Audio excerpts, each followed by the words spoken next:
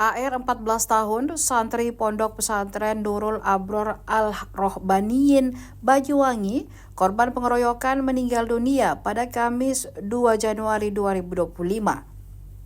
AR wafat setelah menjalani perawatan intensif 6 hari dalam kondisi koma di ruang ICU RSUD Blambangan, Banyuwangi.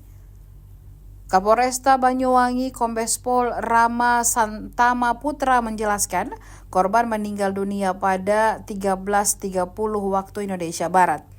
Jenazah AR dipulangkan ke Kabupaten Buleleng, Bali, tempat asalnya.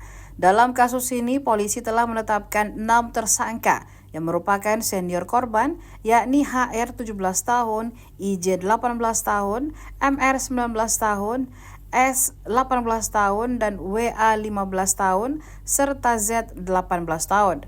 Para tersangka dijerat dengan pasal 170 KUHP tentang pengeroyokan yang mengakibatkan korban meninggal dunia.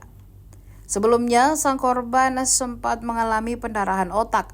Koordinator Pelayanan Medis RSUD Blambangan, Dr. Ayub Erdianto, mengungkapkan bahwa pihaknya langsung melakukan tindakan operasi darurat terhadap korban.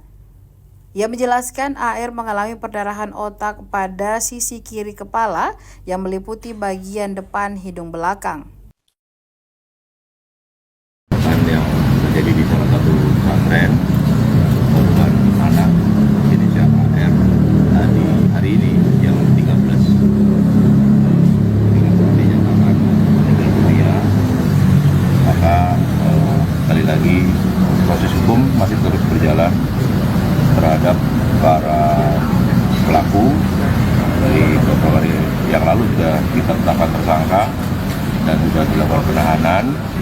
Namun demikian, karena yang tadinya korban masih hidup, sekarang dinyatakan meninggal, maka agak berubah konstruksi hukumnya, pasal yang digunakan. Ini proses masih berjalan. Korban dinyatakan meninggal karena apa, Pak?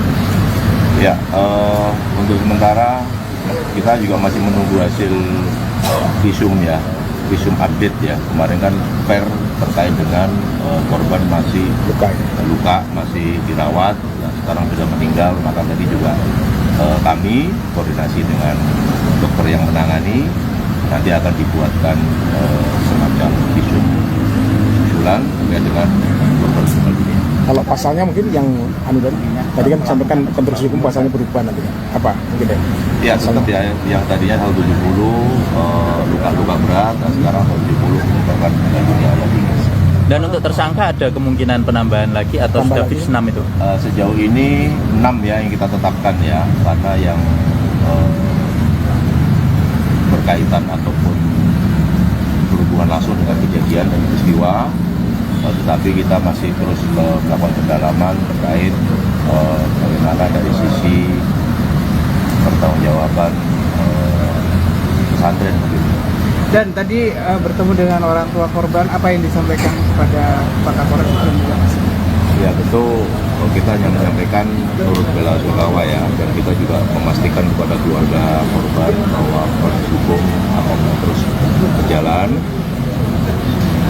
Setiap perbuatan maka harus ada pertanggungjawaban dan berbagai konsekuensi hukum.